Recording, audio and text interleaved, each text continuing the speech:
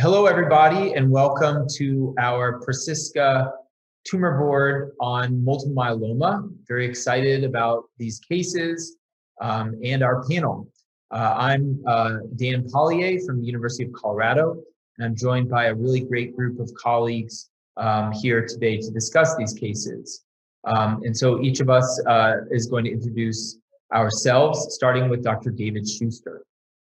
Hi, I'm David Schuster. I am a radiologist and nuclear medicine physician from Emory University. Hi, I'm Dr. Peter Forsberg. I'm a medical oncologist with a specialty in multiple myeloma at the University of Colorado. My name is Ajay Nuka. I'm an associate professor at the Emory University Winship Cancer Institute. I specialize in multiple myeloma. This is a 58-year-old female diagnosed with an IgG kappa multiple myeloma in 2017. She underwent induction therapy followed by autologous transplant and has now had a slow biochemical relapse 5 months after stopping lenalidomide maintenance due to the occurrence of a pulmonary embolus, which is, I'm guessing, felt to have been related to the lenalidomide. So the next step treatment recommendations are what we're going to talk about. And Dr. Forsberg, can you first tell us, is the biochemical relapse, can you just sort of define what that is? Is that how you would measure that or how you would define that? Sure. So, I think that, essentially a biochemical relapse is an asymptomatic relapse. The differences between a biochemical versus a symptomatic relapse. So a symptomatic relapse would be a scenario where progression was identified in the setting of new bone disease, new kidney injury, anemia that was attributable to your myeloma as opposed to maybe a treatment-related side effect. So, the difference between that and, a biochemical progression is a biochemical progression is just from either labs or urine monitoring where you detect an increase in monoclonal protein, serum-free light chain burden with an elevation in your serum-free light chain to affected to unaffected ratio, or in presence or an increase in Bence-Jones proteinuria if you're measuring that regularly. And so essentially, one of the reasons we monitor patients as closely as we do in myeloma is to try to detect relapses in their biochemical phase. If we see evidence for emerging disease, our hope is always to try to intervene prior to development of symptoms, which is what we're always trying to achieve with our treatment. It's always making patients live longer, but to avoid the consequences of active myeloma. And there are definitions for biochemical relapse. Not every change in a monoclonal protein or change in a serum-free light chain is a biochemical progression. So there are defined guidelines. The International Myeloma Working Group guidelines are what most of us use to sort of identify and delineate a biochemical progression. And so essentially that's a rise in a monoclonal protein of at least 0.5 grams per deciliter measured on 2 different occurrences. Sometimes we get fluctuations.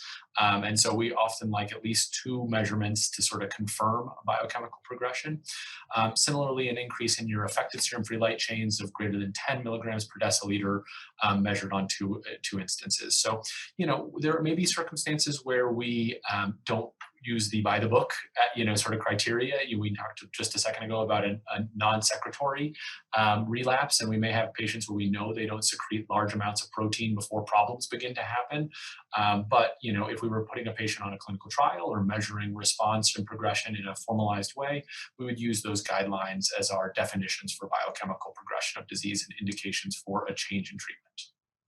Great, thanks for that. And Dr. Nuka, I gather from comments on previous cases that the panel would not have recommended stopping all maintenance therapy in a situation when lenalidomide was contraindicated, and instead, having replaced it with another therapy. Maybe you can correct me if I'm wrong on that, but sort of say how you might have managed this case, and then what would you recommend as the next treatment options for this biochemical relapse? Great. This is one of the most common things that I see as pulmonary embolus or any VTEs, any thromboembolic events, as an absolute contraindication for stopping off all the IMiD therapy. So it is not uncommon to see these consults. So in her case, if you're not worried about pulmonary embolus, she's still IMiD sensitive, so which means she can really respond to lenalidomide. That biochemical relapse, as Dr. Forsberg previously alluded to, is defined by certain criteria. It also gives the nature of the relapse, like how aggressive, how evolving the paraprotein is. Is it going from 0.1 to 0.5 gram in the next month, or is it after 5 months at 0.1 milligram per is it still at a very, very low magnitude of abnormal protein that she's relapsing at 0.1 milligram, and we're calling it a slow biochemical relapse. So all those things factor into the decision making. If she's having an evolving paraprotein that she's aggressively, rapidly progressing, she would need absolutely a 3-drug regimen, clearly calling this as a relapse, a clinical relapse. And all the trials that we had shown that using a 3-drug regimen as a relapse regimen is better than a two-drug relapse regimen.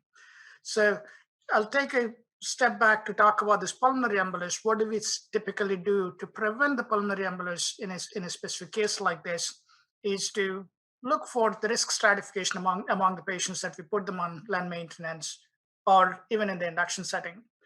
Anybody that has one risk factor, we typically aspirin prophylaxis would be good enough. We clearly don't understand the real pathophysiology behind why patients on the IMiDs develop thromboembolic events. But in the original trials with thalidomide, it has clearly shown that just using aspirin, you're able to decrease the risk drastically. And there was several randomized phase 3 trials looking at what the optimal thromboprophylaxis is. But to make the long story short, we risk stratify or tailor the thromboprophylaxis according to the patient and the risk factors. So now in her case, she already has myeloma as one risk factor, pulmonary embolus as another risk factor. Whenever she's receiving IMiD in the future in her life, she would need more than aspirin, which means she would always need either low molecular weight heparin or the direct oral anticoagulants that we're using now. Absolutely fine with that as well. So with that, she would need that. And my best recommended regimen at this point is probably a CD38 antibody plus lenalidomide and dexamethasone in her case, if she's really showing the evidence of a biochemical relapse qualifying the criteria of IMWH. Got it. Okay. So it seems like in this case, the importance of maintenance therapy with an IMiD is such that we would do our best to mitigate against further thromboembolic events with a more aggressive anticoagulation strategy, but still use an IMiD-containing regimen in addition to a CD138 antibody and dexamethasone if this were to meet the criteria for a biochemical relapse, just because of the clinical significance of that and the relative efficacy of that treatment.